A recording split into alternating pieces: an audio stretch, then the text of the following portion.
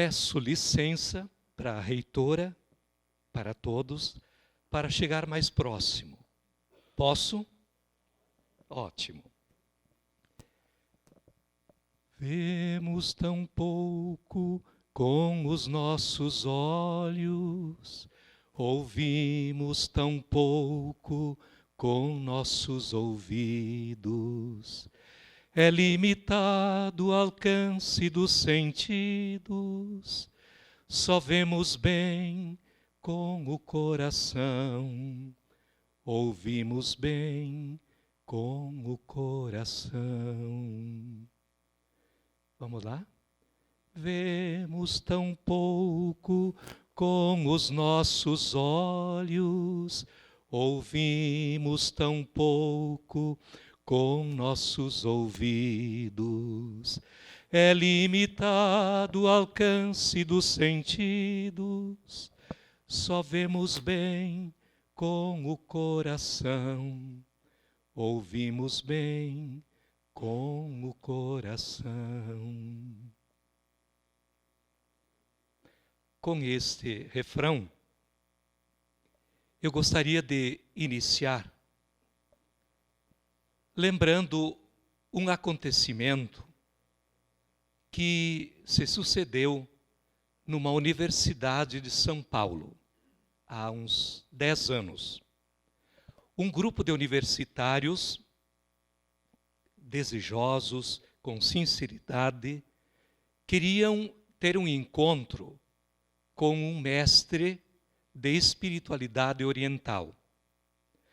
Eles se movimentaram e decidiram convocar ou convidar um guru indiano. Evidentemente, este convidado aceitou. Só vocês imaginem o preço, o custo desta viagem. Mas, tudo bem. Aceito o convite, marcada a data, tudo bem. Chegou a noite do tal do mestre de espiritualidade. O salão estava repleto, uma multidão.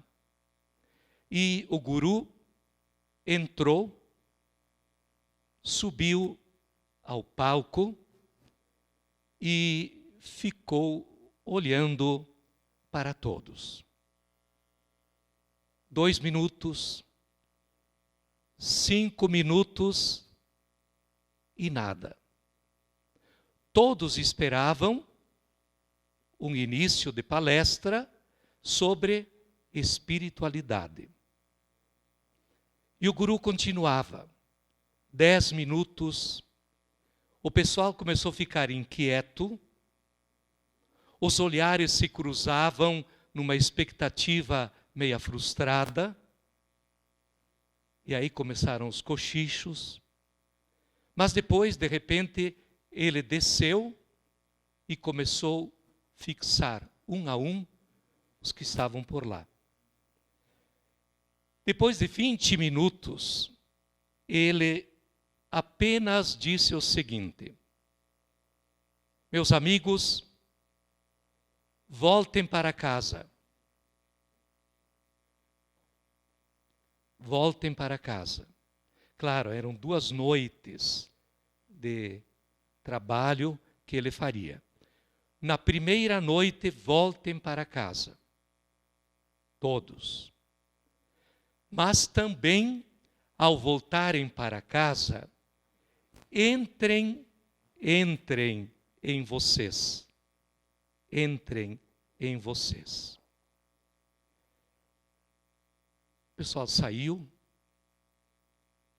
Aliás, antes disso, de saírem, ele tinha dito: amanhã, voltem aqueles que quiserem.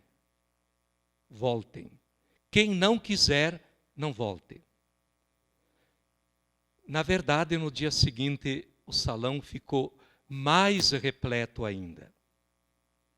E aí ele começou a dizer: vocês ficaram indignados comigo. Esperavam uma coisa, encontraram outra. E aí ele começou a dizer o seguinte: Gente, vocês, não por culpa, mas por uma realidade que nos condiciona, vocês se deixam arrancar de dentro de vocês, vivendo uma tremenda fragilidade, esquecendo que vocês têm uma dimensão espiritual. Porque vocês têm dificuldade de entrar em si, descer à profundeza do ser. Claro, pessoal, eu quero hoje começar não sendo nada pessimista, não, mas muito otimistas. Existe uma realidade hoje que atinge, consciente ou inconscientemente, todo ser humano. E é uma realidade tão grande, tão ampla, que se a gente não toma consciência e não agarra a vida por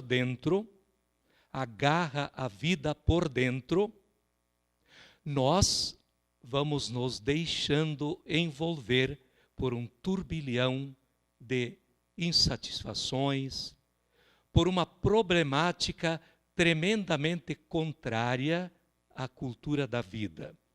Olhares sustentáveis em favor da vida. Esse título é fantástico. Olhares sustentáveis em favor da vida. Vejam bem,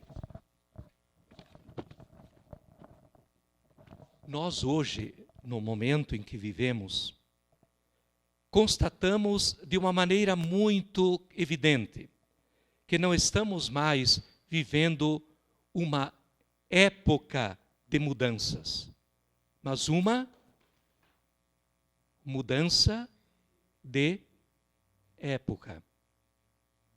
Estamos vivendo hoje uma mudança de época.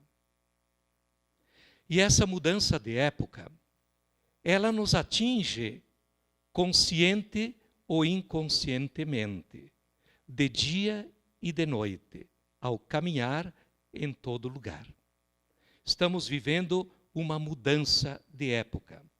A gente não tem dados, não tem elementos que provocam esta mudança.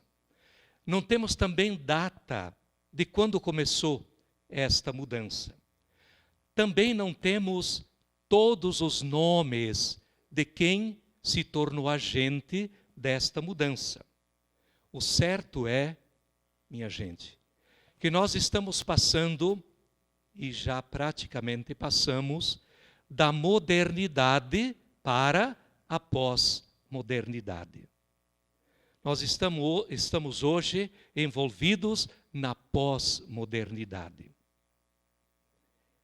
Marshall Berman, que é um escritor e filósofo americano, ele fez uma história muito crítica da modernidade, acenando para a pós-modernidade. E ele escreveu um livro muito interessante, com o título assim: Tudo que é sólido se desmancha no ar. Ele faz uma crítica, evidentemente, ao capitalismo, ao socialismo, às ideologias, enfim, tudo que é sólido hoje se desmancha no ar. Enquanto eu estava preparando uma reflexão para partilhar com vocês, eu recebi de um colega um artigo do jornal Valor Econômico de São Paulo, onde um autor que foi ministro da Educação na França, no final do século passado, início deste século. E ele faz, assim, uma análise muito interessante do nosso momento atual, onde ele mostra claramente que, no meio do turbilhão da passagem da modernidade para a pós-modernidade, onde tanta coisa se relativiza, hoje está surgindo um novo humanismo. Um novo humanismo. A gente não sabe bem claro qual é o rosto, nem vê direito os detalhes. Mas hoje, indiscutivelmente, ele diz, estamos presenciando a chegada de um novo humanismo. Inclusive, vou ler aqui uma resposta que ele deu ao jornalista. O jornalista perguntou a ele assim: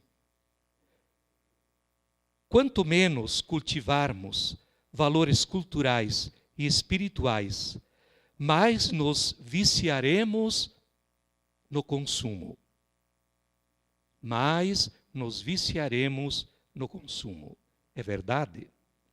Se o mundo perdeu o sentido que lhe dávamos no curso da história, para onde é que nós iremos? Perguntaram a este filósofo, que foi ministro da Educação na França. E ele vai vir agora para o Brasil meio logo. Então, Oli Ferry é o nome dele. Ele responde o seguinte: as coisas não são tão simples como dizemos, nem as sociedades modernas, sem espiritualidade e voltadas apenas à lógica do consumo. Não é assim tão fácil emitir um juízo. O que vivemos, veja bem, aqui está uma coisa importante. O que vivemos hoje não é a liquidação do sagrado, nem o eclipse dos valores. Mas o que nós vemos é a encarnação dos valores com uma nova face. Uma nova face. É isso que a gente está vendo hoje um pouquinho por aí. No meio das insatisfações, realizações, sem dúvida alguma, hoje se nota que há uma nova face de humanismo despontando. Não temos bem claro qual é o rosto, mas está surgindo. E aí ele resume tudo isso dizendo assim, perguntaram, mas afinal, qual é a característica? E ele diz assim, um humanismo da transcendência e do amor. Um humanismo da transcendência e do amor. Vejam, hoje em dia nós estamos diante de uma grande sensibilidade. Uma sensibilidade, às vezes, que se excede até na agressividade. Hoje não dá mais para tolerar, por exemplo, discriminação, exclusão. Hoje há um senso de humanidade muito grande, envolvido, às vezes, até em violência. Mas anda por aí um dos sinais. Este mesmo filósofo francês, Louis Ferry, ele diz o seguinte: em nossos dias, nós temos medo de tudo. Temos medo, estamos envolvidos pela cultura do medo. Do sexo, do álcool, do tabaco, da velocidade dos carros, do aquecimento climático, dos transgênicos, das micro-ondas, do Islã, da globalização das nanotecnologias, do buraco de ozônio, para citar alguns maiores. Temos medo de tudo. Mas ele diz assim, o medo, olha interessante, o medo é um argumento para o escondimento, mas ele pode também se tornar um argumento para a coragem. Não é assim? O medo, para muitos, leva ao escondimento, à omissão. Como quem diz assim, olha, as coisas não andam bem, é o melhor a gente se retirar, jogar o lençol. Mas ele diz assim, hoje há também uma reação dos corajosos que no meio dos temores aguçam a coragem. E a coragem, ela vem da onde? Do encontro com um segredo que se chama o cultivo de uma espiritualidade. Uma espiritualidade. Porque a espiritualidade, ela nos dá uma consistência de identificação consigo mesmo, uma identidade que não se mistura numa massificação, mas ao mesmo tempo ela nos torna sociáveis. Sociáveis. Porque é diferente eu me massificar, Maria vai com as outras, e é diferente do que eu ser sociável, mantendo a minha identidade. E a minha identidade, ela é mantida, cultivada, assegurada, na medida em que eu consigo trabalhar uma mística. Vemos tão pouco com os nossos olhos, ouvimos tão pouco com nossos ouvidos. É limitado o alcance dos sentidos, só vemos bem com o coração, ouvimos bem com o coração. Quem é que fala essa frase? Só vemos bem com o coração. É um autor que está sendo agora retomado no livro chamado Pequeno Príncipe, de Saint-Exupéry. Só vemos bem com o coração.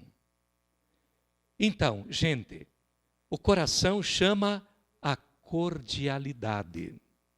Cordialidade, ela se torna realmente qualificada na medida em que a gente entra na sintonia com o coração de Deus. Eu vou mais adiante, trazendo aqui um alerta que foi feito há 50 anos. Um alerta muito interessante. E este alerta vem de um teólogo alemão chamado Karl Rahner. Vejam bem, o que é que ele chama atenção? No livro de Antropologia e Teologia, ele chama atenção que a espiritualidade do futuro, ela não estaria mais sustentada socialmente, num ambiente cristão homogêneo. A espiritualidade cristã, diz ele, do futuro, não estaria mais sustentada socialmente por um ambiente cristão homogêneo. O ato de crer que caracteriza toda a espiritualidade parte de quê? Da decisão da pessoa. Da pessoa. Por isso que quando hoje se renova a fé, a gente não diz mais cremos, mas creio. Creio. Se eu digo creio, vocês dizem creio. Todos cremos, não é assim? Agora, é diferente dizer cremos como uma formalidade cultural que não tem uma decisão pessoal. Quando a decisão é pessoal, aí a questão muda. Por isso que espiritualidade não é uma realidade aérea. Ela é uma realidade que deve brotar de dentro. Da sintonia com aquele que é a fonte da espiritualidade. Se eu não desço a profundeza do meu ser, eu permaneço sempre no ouvir falar. Ou então, o tipo de religiosidade que vai porque os outros vão. Pensam porque os outros pensam. Agora, não é por aí. A verdadeira espiritualidade, ela deve partir da sintonia, da minha liberdade pessoal com aquele que é a liberdade absoluta. Falei bem? Está claro? A minha liberdade pessoal, ela tem que se conectar com a liberdade absoluta daquele que é esta liberdade, que é Deus, né? Só aí eu vou me tornar livre. Do contrário, eu vou me aventurar ser livre e vou cair na minha escravidão. A liberdade não é uma aventura. Mas toda a liberdade verdadeira, ela consiste em se tornar livre. Então, em outros tempos, a fé do indivíduo vivia-se num contexto cristão homogêneo e unânime.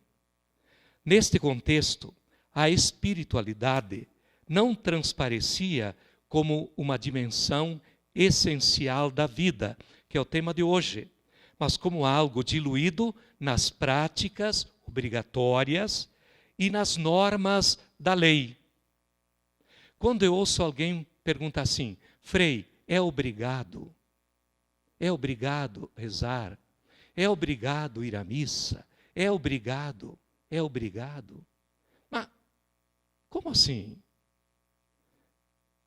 Alguém é obrigado a viver? Acho que a gente vive por amor, né? Quando o argumento ele passa da obrigação para o amor, as coisas mudam. Por isso que nós temos que dar uma virada hoje no cultivo da espiritualidade. Dar-se conta de que a espiritualidade é uma reserva de humanização para a nossa vida pessoal. A espiritualidade é aquela reserva de dignidade que me coloca junto aos outros com um olhar diferente, com um ouvido diferente. Do contrário, a gente vai andar por aí apenas de aparência. E aí as coisas não vão bem. Essa questão é muito importante. Então, a espiritualidade, ela não vem por uma imposição, mas por uma necessidade que cada pessoa tem de ser humano. Ser humano. Como é que o ser humano se define? Houve algum tempo em que se definia o ser humano como um animal. O quê? Um animal racional. Que horror. Hoje, a gente define que a pessoa é um ser espiritual. O ser humano é um ser espiritual. Por isso que a espiritualidade, seja ela qual for, eu não estou falando de espiritualidade nem cristã, nem budista, nem judaica. Toda a espiritualidade é uma busca de humanização. É uma busca de humanização. E sem essa busca de humanização, é muito difícil você desenhar para você mesmo o perfil humano do seu próprio ser. Papa Francisco, ele escreveu agora há não muito tempo, uma pequena análise, onde ele diz assim: o grande risco do mundo atual, com suas múltiplas, escutem bem, e avassaladoras ofertas de consumo, é uma triste individualista, é uma tristeza individualista que brota do coração comodista e mesquinho, da busca desordenada de prazeres superficiais de uma consciência isolada.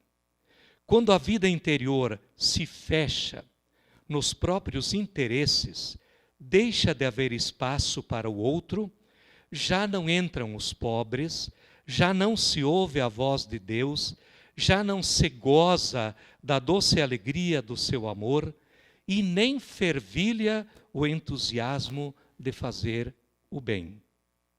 Esses dias atrás, eu estava dialogando com um psicólogo lá na paróquia. Ele é uma pessoa assim fantástica. E ele me dizia o seguinte: no meu gabinete, como nunca hoje, eu acolho pessoas desanimadas de viver. Como cristão, eu procuro animar com um argumento que não é da psicologia, mas é mais o argumento da espiritualidade.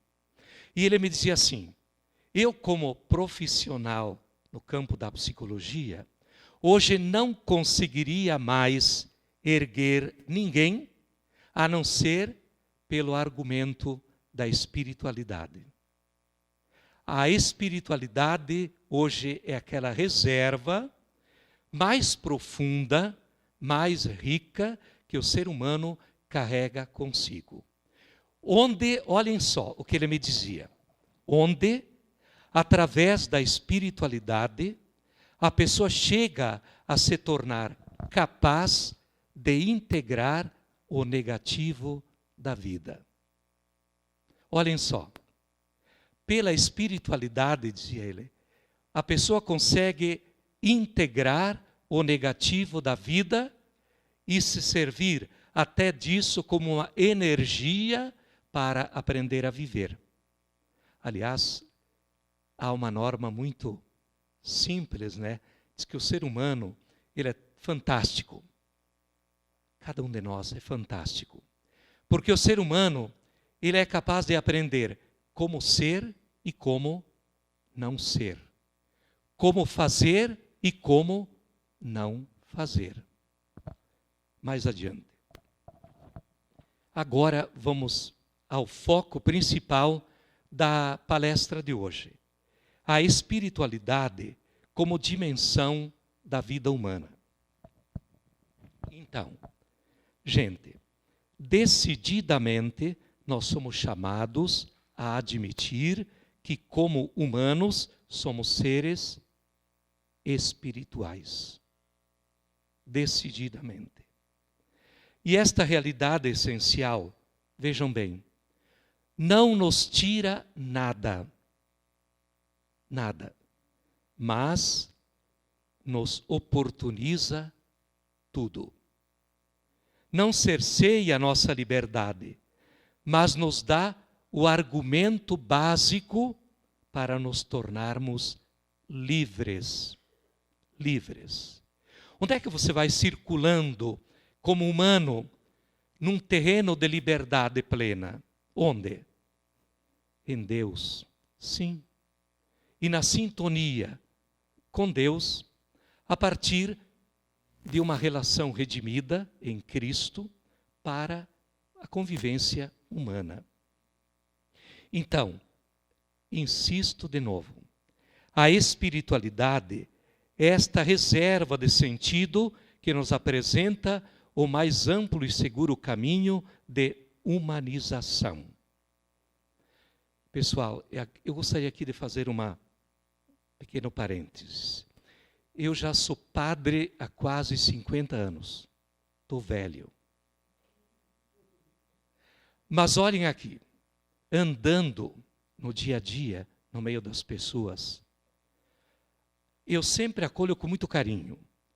Mas a gente sente como há muita gente que traz ranços, agressões à fé. Talvez tenha um motivo. O que essas pessoas precisam? Clarear.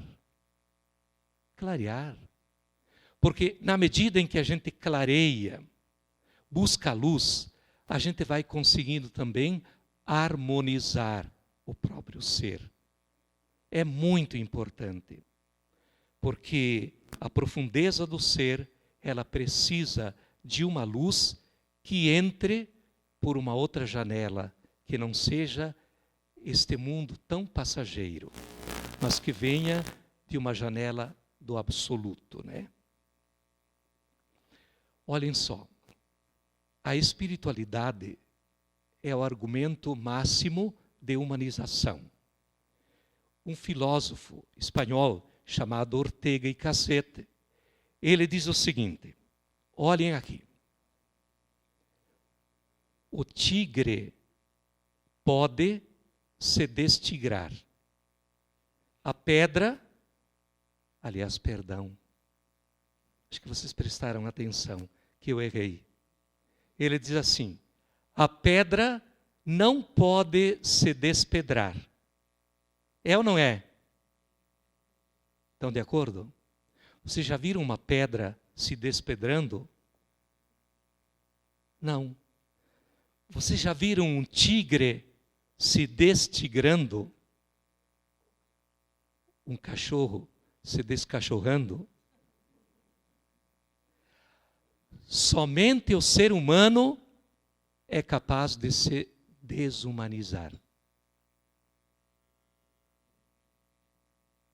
que nós estamos vendo hoje em dia? O que nós estamos vendo? Quantas cenas de desumanização que deixam a gente, às vezes, preocupada. Mas assim como o ser humano ele pode se desumanizar, ele pode também se humanizar. E ali está, me parece, o segredo máximo de uma espiritualidade verdadeira, como um recurso fundamental, absoluto, para a pessoa se humanizar, se harmonizar, inclusive integrando até o próprio negativo da vida. Ótimo. Mais um ponto, nós vamos indo, já vamos indo para a reta quase final. Veja bem, o que é que a Bíblia pode nos ajudar? Em quê? Veja bem, a Bíblia, ela não é um tratado sistemático de espiritualidade. Não. A Bíblia não é um tratado de espiritualidade, mas é um caminho que vai nos mostrando qual é a verdadeira experiência de espiritualidade. Tanto é verdade que você vai ler a Bíblia, você vai encontrar fatos de todo tipo, não é verdade? No entanto, você vai percebendo a espinha dorsal, você vai vendo onde os humanos vão fazendo a sua experiência de Deus e por onde Deus vai também revelando como a gente pode ser humano e pode construir uma história digna dos projetos dele. Então nós não podemos pegar a Bíblia como um livro sistemático de espiritualidade. E veja bem, qual é o pensamento bíblico diferente do pensamento grego? Para a filosofia grega, veja bem, para a filosofia grega, o mundo, o pensamento, ele se movimenta em categorias de substância. Agora, o judeu, ele pensa em quê? Na experiência da espiritualidade como força, como energia, como segredo para a pessoa humana viver, construir, reagir, né? É por aí que a Bíblia ela vai nos ajudando. Então, o Espírito, o sopro de Deus, é este Espírito que move o ser humano para buscar uma vida melhor. Bom, o apóstolo Paulo, ele era judeu e ele tinha essa mentalidade muito clara, que a vivência da experiência de Deus era tão envolvente que nada do que é humano é estranho para Deus. Vejam bem, o apóstolo Paulo era inteligentíssimo, era judeu. E ele compreendeu que a verdadeira espiritualidade, ela é não uma ideia, mas é uma experiência de vida, de vida. E aí um dia ele entrou em Atenas, no Areópago, onde os atenienses também discutiam suas filosofias. E ele viu em Atenas altares para todo tipo de deuses, ídolos. Quando ele chegou lá no meio do povo, o que é que ele fez? Ele foi muito inteligente. Ele não chegou e disse assim, olha, vocês estão todos errados. Não. Ele chegou, olhem bem, a tática. Olha, eu vejo que vocês são muito religiosos. Olhem tantos altares aí, vocês são religiosos. Eu estou vendo aqui, tem um altar vazio. Pois eu vim anunciar exatamente este Deus, de quem viemos, em quem vivemos e nos movemos. Deus que criou o céu, a terra, todas as coisas. Este é o Deus que eu vim anunciar. Há poucos dias, um poeta me fez ver uma coisa interessante. Eu nunca tinha observado. Quantas letras tem a palavra Deus? Quantas? D, E, U, S. A palavra Deus, onde é que está? Digo, a palavra eu está dentro de Deus. D, E, U, S. Não é assim? Eu estou dentro de Deus. É interessante. Claro, é um poeta. Mas olha, gente, vamos ser bem sinceros. Como o mundo atual, nós humanos, ansiamos por ver algo melhor. Não é verdade? Quem não quer ver algo melhor? Quem não quer encontrar um horizonte maior? Quem? Todos. Agora, vejam, na medida em que a gente vai aprendendo a criar o senso de admiração, de encantamento por aquilo que é bom, por aquilo que é belo, por aquilo que é verdadeiro, a gente vai também se aproximando mais de Deus. Vai se aproximando. E Deus se torna mais próximo de nós. Eu acho assim que uma das coisas muito tristes do mundo atual é a gente perder o senso do encantamento. Porque, olhem, é muito mais fácil a gente lamentar o que está errado do que se encantar por algo que está certo. Então a espiritualidade, ela vai fazendo o quê? A partir da experiência de Deus, ir jogando para a frente do caminho os sonhos de uma vida melhor, de um mundo melhor, de uma convivência de paz. Então a espiritualidade, que é uma experiência de Deus, não é uma coisa vaga, mas é algo que vai acontecendo.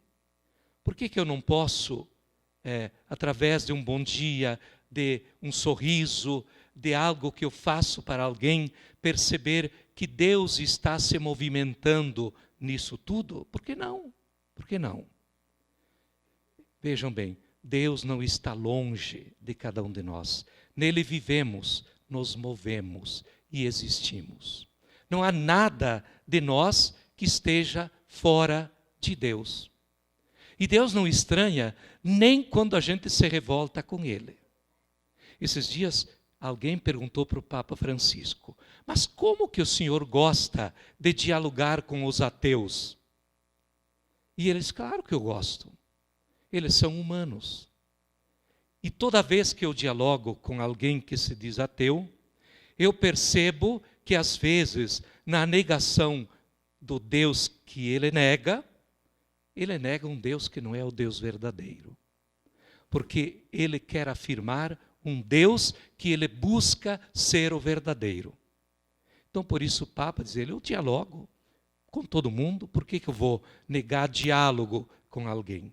A espiritualidade faz isto. Mas, rapidinho. Espiritualidade, então, bíblica é assim. Espiritualidade cristã, eu vou só ler uma frase. Veja bem. Não se começa a ser cristão por uma decisão ética, ou então uma grande ideia, mas por um encontro.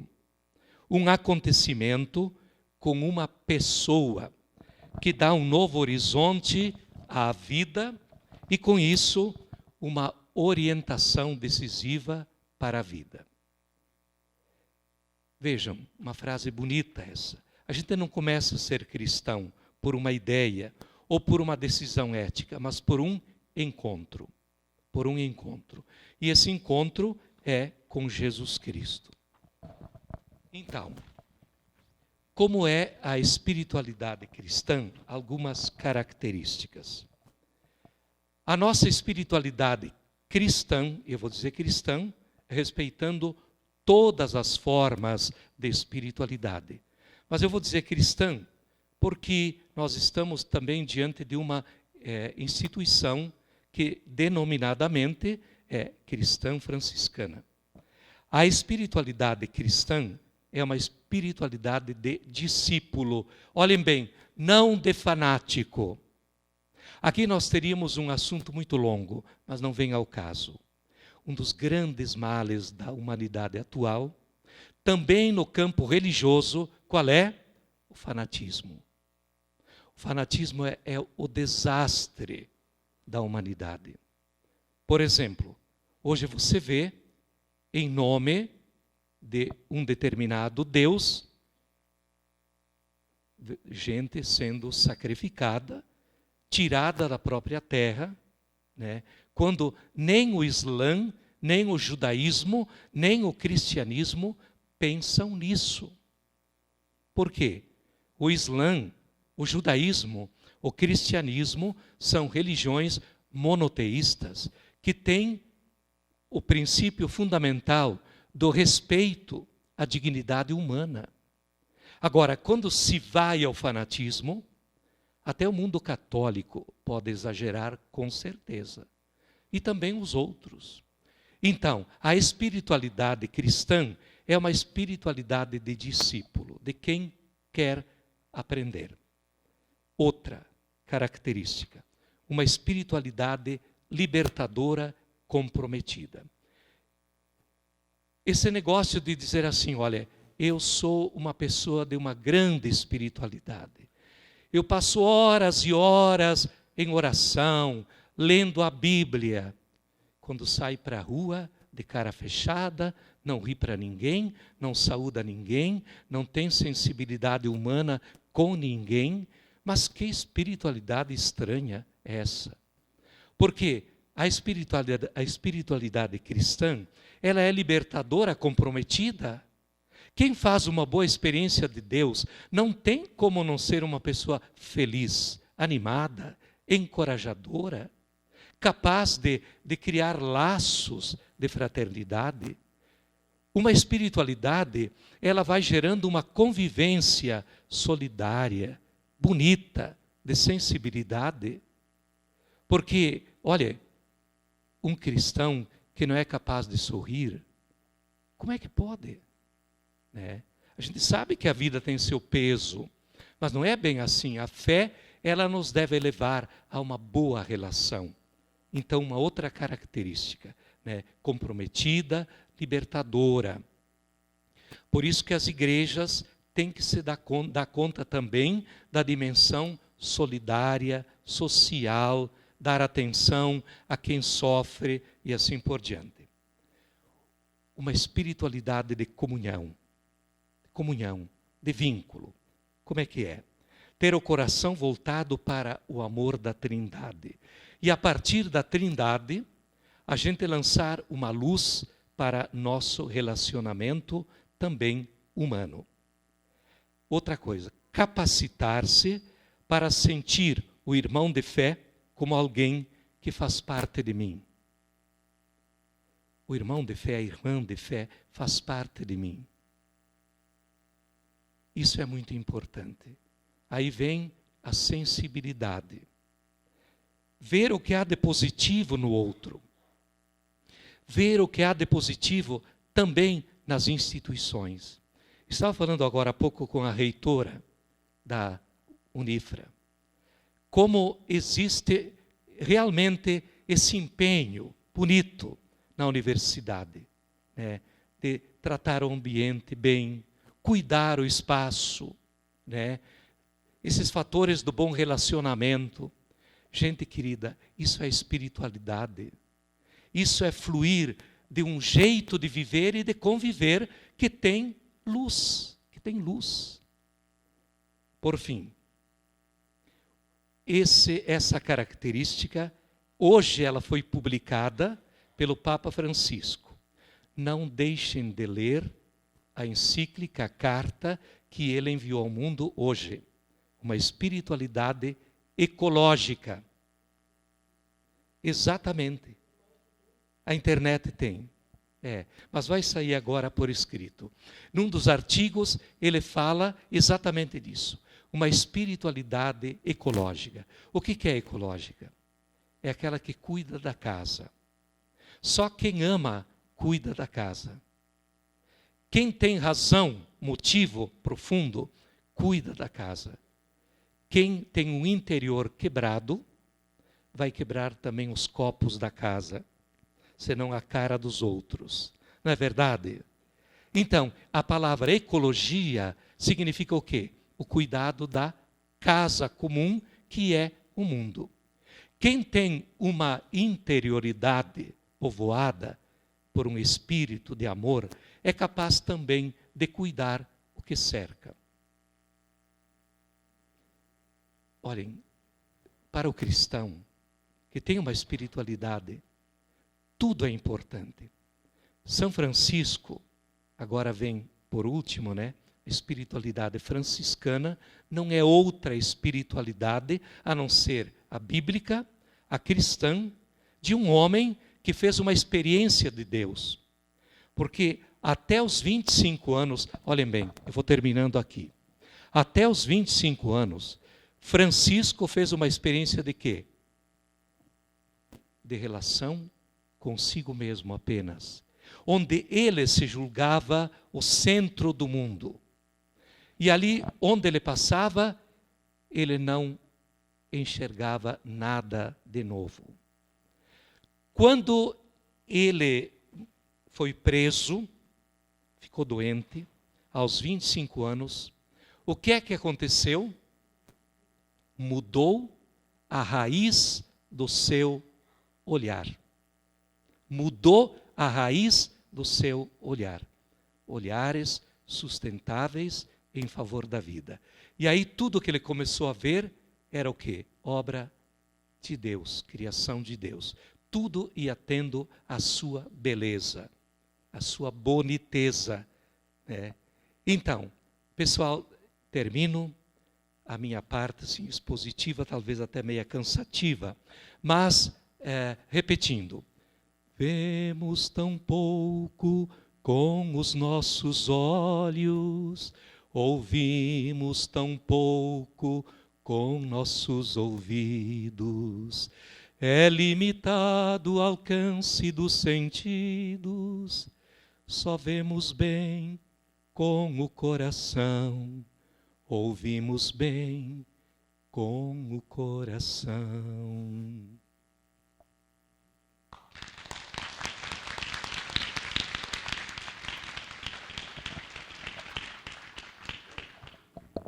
Frei Luiz, nós queremos de coração, vendo e escutando com o coração, lhe agradecer por nos estar assim ajudando a subir a montanha sagrada, a montanha do Senhor, como se diz. Olhares sustentáveis em favor da vida.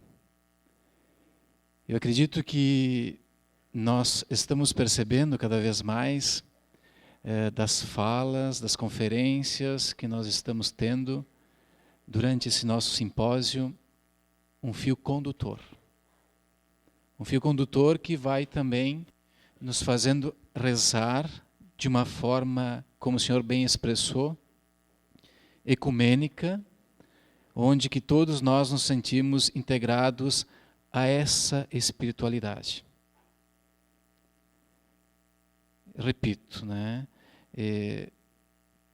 Esse espaço que o Senhor sublinhou, que se chama Centro Universitário Franciscano, ele traduz realmente esta boniteza, lembrando Paulo Freire, de nós podermos cultivar uma espiritualidade. Afinal, né, frente ao que o Frei nos coloca, como que nós podemos traduzir, dizer, e como nós estamos vivendo a nossa espiritualidade? Então esse momento também é um espaço, como de costume, a todos nós que estamos aqui, vivendo e rezando essa forma, a nossa vida. O Frei falava de cultura. E a cultura, justamente na sua origem, na sua etimologia, é cultivar algo. E hoje nós temos como ponto central a nossa espiritualidade. Que talvez somos muitas pessoas que estão aqui e que cultivam a sua espiritualidade de forma diferenciada. Que vive a sua espiritualidade de uma forma outra, dentro das religiões as quais nós nos encontramos nos caminhos da vida. Frei Luiz, muito obrigada por esse momento. Eu estou bem feliz de tê-lo ouvido. E gostaria, assim, só de reafirmar que, para mim, para nós, aqui no Centro Universitário Franciscano, educar é humanizar. E, portanto, não tem como educar sem ter a espiritualidade, que se manifesta nas relações, nos gestos, quando se pensa o aluno, quando se acolhe o professor, quando se planeja uma aula, quando se organiza um ambiente, enfim, quando preparamos qualquer momento de encontro. Então, de fato, Deus está conosco, nele somos, nós vivemos e, enfim, nos educamos e convivemos. Obrigada por ter nos lembrado esses aspectos tão valiosos para a vida.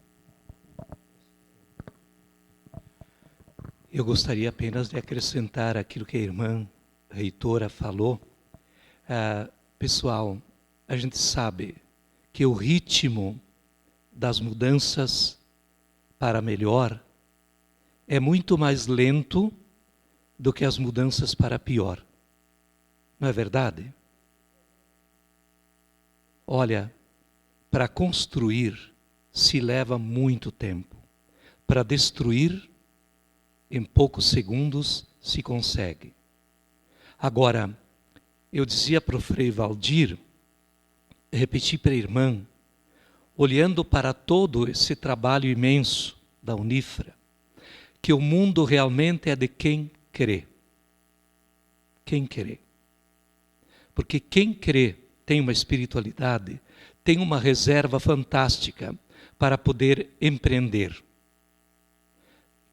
Os próprios jovens alunos, como é bonito ver um jovem que acredita em horizontes de futuro e que se lança para a frente. A gente às vezes pode errar, mas quem realmente tem uma reserva profunda de espiritualidade, de fé, vai construir, vai vencer, mesmo com as piores dificuldades.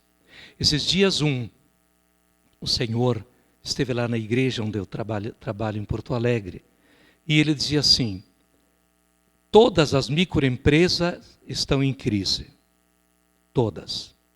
Nós que temos uma microempresa, tomamos a decisão de não dar mais atenção para as notícias negativas e, em nome da humanização, da fé, do amor às nossas famílias, empreender a luta para um futuro melhor. E quando nós chegamos a decidir isso em conjunto, operários, direção, a nossa empresa deu saltos incríveis de qualidade. É a reserva, minha gente. Frei Turra, eu também agradeço a sua exposição, gostei demais. E gostaria, não de fazer uma pergunta, mas uma colocação, e que, se fosse possível, o senhor ampliasse um pouco.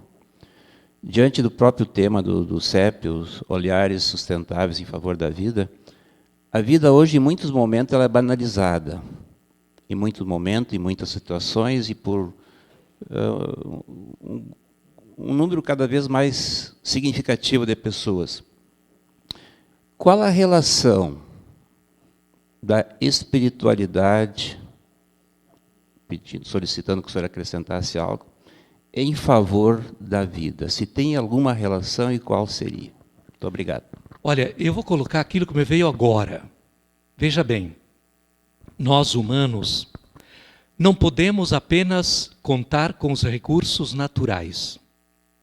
O natural é importantíssimo, faz parte da vida. Agora, na hora em que nós cerceamos os recursos ao sobrenatural, o natural facilmente desmorona.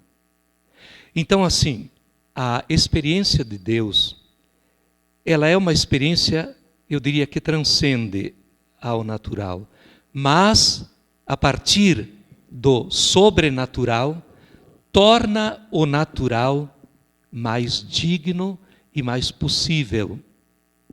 Quando a gente não tem um argumento sobrenatural, a gente pode arruinar tudo. A ciência é ciência, e é ótimo que tenha todo o seu campo de ação como ciência. Mas o cientista, ele não pode ficar apenas na ciência. Ele tem que ter argumentos sobrenaturais para dignificar a sua ação e também a sua relação. Então, apenas me surgiu assim muito rápido. Nós humanos temos que contar com o natural, valorizar o natural, trabalhar muito bem e do melhor modo aquilo que é do dia a dia do natural. Mas precisamos contar com o sobrenatural, porque para Deus nada é impossível. Parabéns pela sua fala, muito esclarecedora e iluminadora. Essa questão da espiritualidade é um tema que vem me instigando assim há bastante tempo, agora falando não como religiosa, mas como professora. Eu sinto uma busca muito grande nos jovens, diríamos assim, esse jovem que nos procura hoje na universidade. Eu tenho os ouvido várias vezes em sala de aula, outras vezes até nos corredores. E eu tenho me questionado como lidar e como trabalhar isso com eles. E, por vezes, eu sinto que talvez mais a minha geração, talvez eu percebo que nós temos um pouquinho mais vergonha, até de ouvi-los e até para comentar e falar sobre espiritualidade com eles. Então, eu queria um pouquinho ouvir assim do Senhor, como é que o Senhor tem trabalhado isso com os jovens? O que nós, enquanto professores, poderíamos estar despertando também mais em sala de aula, enfim? Olha, a sua pergunta é fantástica, inquietante também. Me parece assim, é difícil achar uma receita. Eu tenho uma convicção assim muito grande, que a geração jovem, ela é mais exposta à massificação. A massificação. A geração jovem, até pela própria idade, ela tem mais facilidade de se deixar arrancar. A interioridade, para o jovem, é difícil. Porque hoje, por exemplo, você pensa o jovem envolvido com as redes sociais. como é que fica? Redes sociais são boas, ótimas. Só é difícil quando a pessoa se deixa envolver e arrancar de dentro de si. Não ter dificuldade de um posicionamento pessoal diante da vida. Então hoje eu acredito muito, que trabalhar uma espiritualidade com o jovem é trabalhar a questão do contato pessoal, do diálogo pessoal. E a gente nota que o jovem tem uma riqueza enorme humana. Só que, devido às circunstâncias, o jovem ele vive muito arrancado de si mesmo. E trabalhar uma espiritualidade, por exemplo, num momento comum, público, é muito difícil. Por quê? Um começa a mexer com o outro, a concentração é difícil. Claro, tem que se tentar também por aí, também. Mas eu acredito muito que hoje nós temos que partir para o diálogo pessoal, o acolhimento. E o jovem é muito sensível a uma acolhida humana, porque hoje em dia a agressividade anda solta, né?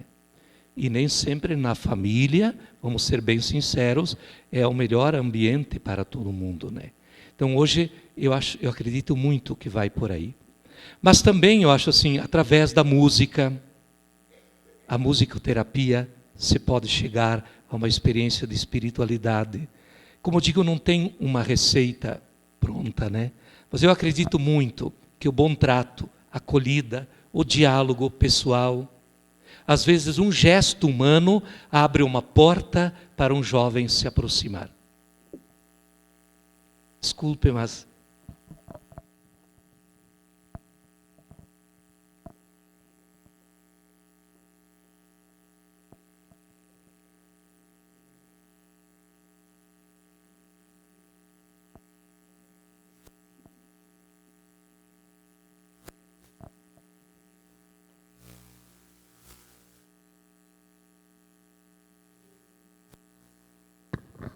Frei Luiz, foi um prazer vê-lo e ouvi-lo. Acho que nós somos bem contemporâneos. O senhor disse que já tem uns quase 50 anos de vida religiosa, e eu também. Nós somos já do Antigo Testamento. Verdade, somos do Antigo Testamento. Uma das suas colocações que eu achei muito importante é que o senhor disse assim: o que vivemos hoje não é uma liquidação do sagrado, nem uma extinção de valores. O que vivemos é uma nova forma de valores. Exato. Penso assim que hoje é tão importante nós pensarmos isto para não criarmos um pessimismo. Exato. Porque o que mais aparece nos jornais, nas notícias, nas conversas de rua, né?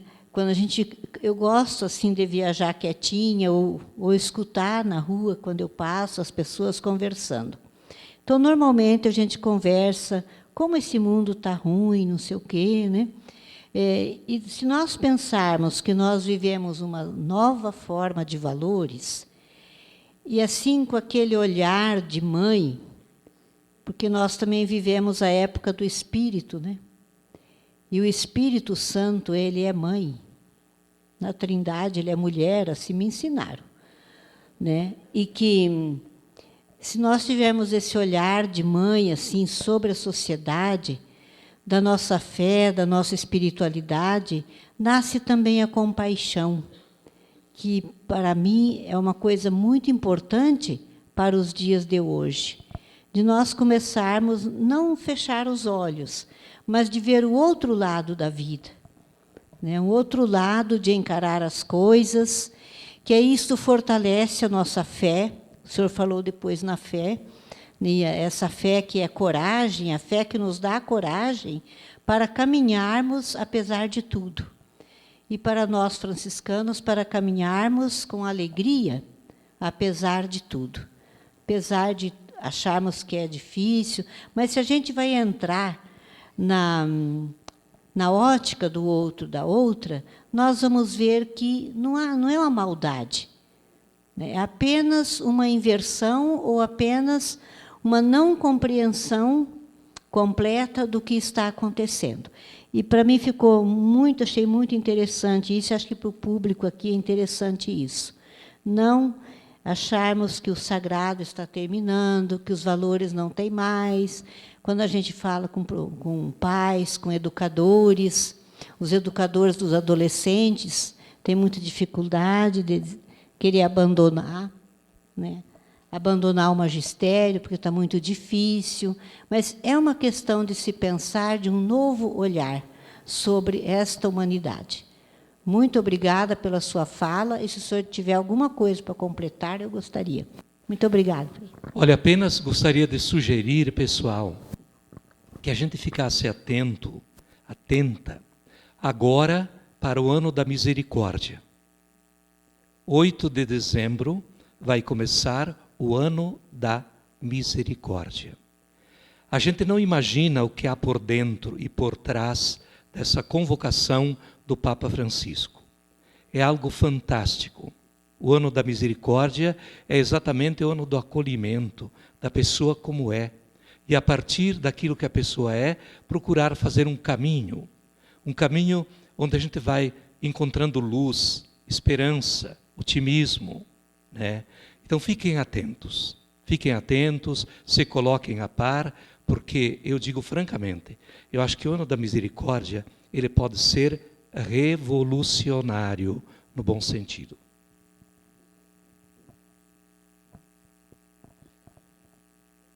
Retomando uma das frases que o Frei disse para ir finalizando a nossa noite, a espiritualidade é essa reserva de sentido que nos apresenta o mais amplo e seguro caminho de humanização.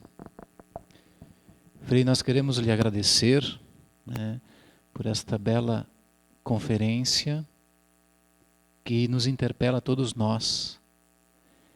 Eu acredito que não só as suas palavras, mas também dentro da forma da vida como o Senhor traduz ela através das palavras e gestos, a espiritualidade não somente um conceito, a definição que o Senhor trouxe hoje, nesta noite, ela nos ajuda a ficar na humanização, né, nos manter humanizados.